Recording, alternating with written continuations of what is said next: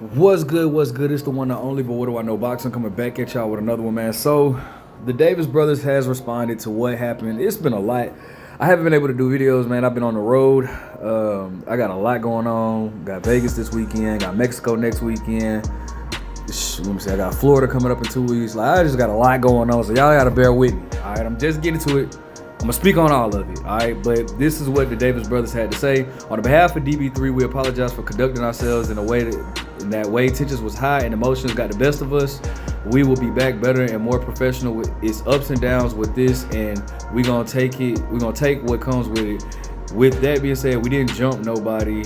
Keep believing the media that's twisting the narrative. Part of the game. We will regroup, but it will be for us and not our people. Shout out to the MF Juice, man. I don't know what that means. It will be for us and not our people. So I don't know what that means. But it's sorry to all the kids that looked up to us. We said we shall set better examples. This was from I believe it was Mike Carpenter or someone of them said Keyshawn Davis missed weight, obviously intentional. Now got stripped of the WBO title, missed out on a $1 million purse.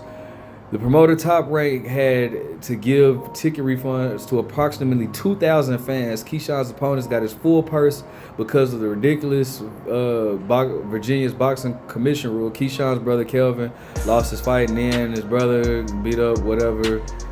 I'm not gonna read all of that because I don't want to disrespect Keyshawn and call him a big loser. But I'm gonna go ahead and give you my opinion about everything. I let everything play out. I saw the what's his name, Albright, Nahir Albright. I heard his response to what happened.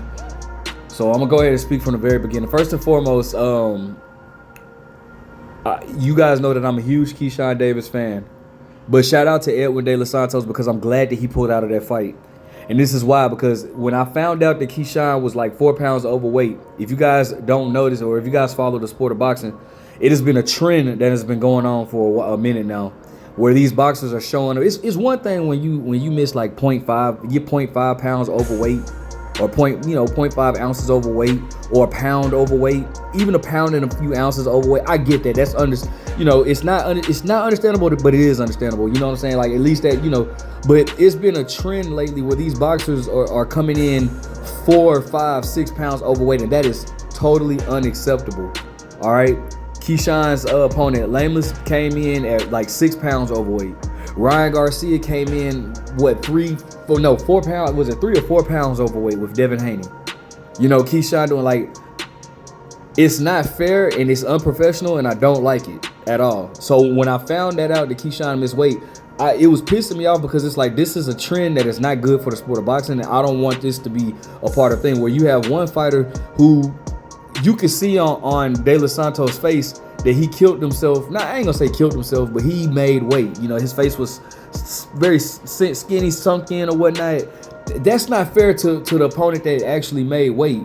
Because if you guys know boxing, it's the last few pounds that are the hardest to get off. That's when you make the most sacrifices, not eating, still running, sitting in the sauna, taking hot baths to get those extra extra few pounds off, that water weight off. You're killing yourself to go through that. And then you have a fighter who says, "All right, forget it. And when you kill yourself to go through that stuff depletes your body. So that's why they say not a lot boxers don't really come in 100%. And it's because a lot of it is because of stuff like that. You're depleting your body, right? That's not healthy for your body. You're stopping fluids from getting to your brain, which affects your chin, by the way. That's not healthy. That's not safe. So why is it like one person, and really, if I'm being honest, all this could really be prevented if guys would follow the rules of like what Andre Ward said. Stop getting. You shouldn't be more than 10 pounds over your weight class when walking. That's why guys like Floyd Mayweather and Manny Pacquiao were so successful. You never seen them have conditioning issues. You never, what I'm saying? Floyd had an amazing chin. You never see them have those type of issues because Floyd always walked around his fight weight. Floyd didn't get big. Matter of fact, you would see on Showtime on All Access or HBO 24/7, bro. Floyd be eating Big Macs from McDonald's and stuff like that because he walks around his weight. He doesn't balloon up like that. So all that could be prevented, but either way it goes, it's not fair. I had to come all the way and make 135, and then you come up damn near at a whole weight class above me. No, that's not fair at all. This is like the worst part about it is like when you miss your weight class by like 4 or 5 pounds, bro, you knew that you weren't gonna make that weight. And Keyshawn didn't even try to make that weight. And I'm just, and again, this is not a video to throw shots because I love Keyshawn. He's young and he has time to grow, but it was very disappointing and I didn't like it at all. So they tried to offer De Los Santos like 135 or 150,000, but De Los Santos wanted more, and then ultimately De Los Santos pulled the plug. And again, I think that was the right thing to do, because when I heard that Keyshawn missed weight, like they need to make an example. Something needs to happen with these fighters, because this needed to happen, because I saw a trend that was bad for boxing. I saw it go on, and I didn't like it at all. So this needed to happen. So I'm glad they pulled the plug, because this doesn't need to happen again. Furthermore, Keyshawn lost his WBO title. Very disappointed in that, because it was a few fights that I wanted Keyshawn to take care of at 135 pounds. I did not like what was going on with Keyshawn and Abdullah Mason. A lot of people going on here saying that Abdullah Mason had got punked and all this type of stuff. Stop that. Because, bro, listen, it's a difference between a fighter. Like, you could just tell Abdullah Mason is not somebody that just likes to talk trash. He's not a trash talker. That doesn't mean he got punked. And I feel like he handled the situation very well. I didn't like Keyshawn calling him out, because it was like, bro, like, you got bigger things. Abdullah Mason is up and coming. Though I will say this now, to Keyshawn's defense, Abdullah Mason did say that he will fight Keyshawn first. So I will put that out there for disclaimer, but you can tell Abdullah Mason's he's not that type of person. He doesn't trash talk. You can tell how he kept looking at his people, when he was talking. So I'm not gonna, I ain't gonna trash Abdullah Mason for that. I don't think that he punked Abdullah Mason at all. Abdullah Mason, Abdullah Mason, he doesn't want to fight him. He said he wants to fight him, but Bob Arum even said that, that's not a fight that he wants to make for Abdullah right now. He's not ready for Abdullah, or he's not ready for Keyshawn right now, and that's rightfully so. I can agree with that. But here's the thing that makes absolutely no sense. Why would you try to make a fight with dude when you know that you can't even make 135 anymore?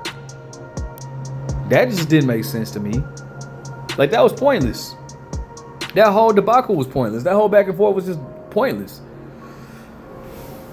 I didn't like it. I didn't like that at all, man. It was just kind of like how I felt like with, and you guys know, if you guys follow my channel, this is a huge Caleb Plant supporter, and I'm always supporting Caleb Plant. I'm gonna support him even after this loss that he just took. I still support him, but I'm gonna still call out things that I don't like, and I didn't like how Caleb was pressing. Like, it's almost like they were bullying their opponent.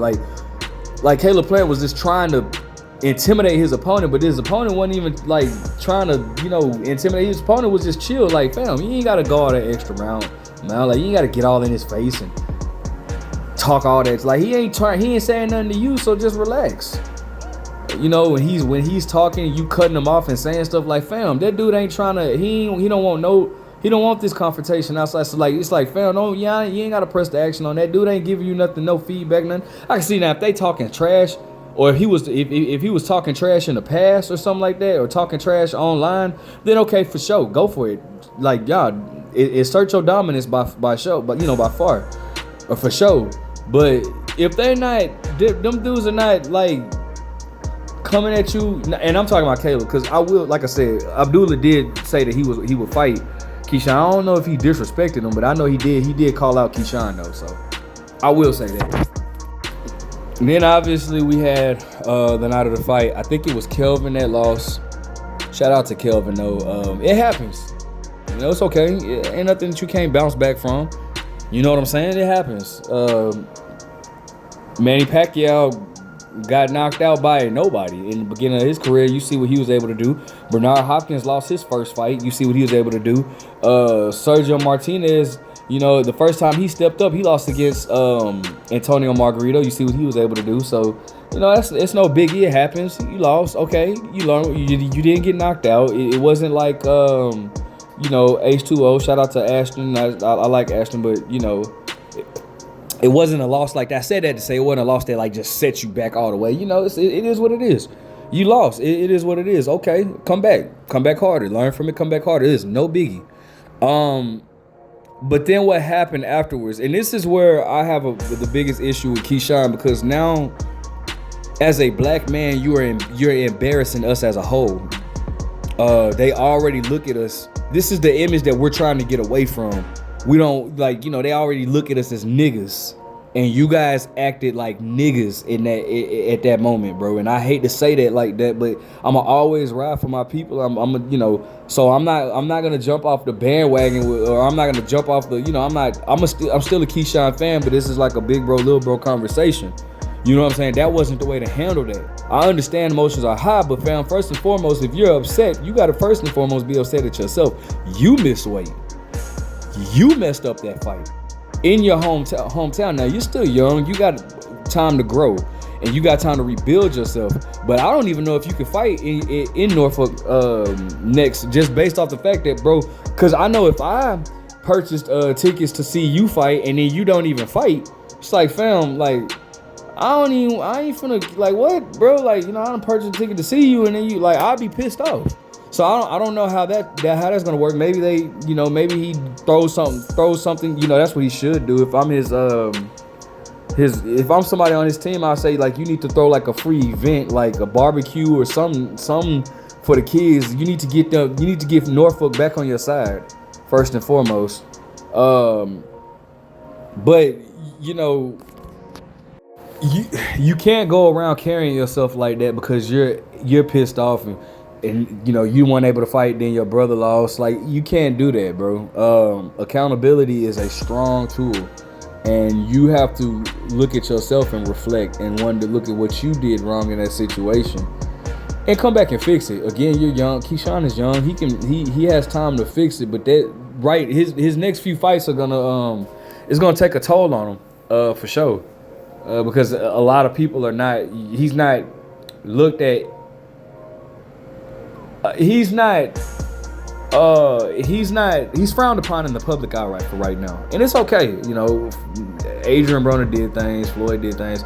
You come back, you look good in your next few fights. Within a year, 2 years, people have forgot about this. Within a year and a half, really. Within a year, if you come back and look good in your next 2 fights, people have forgot about this.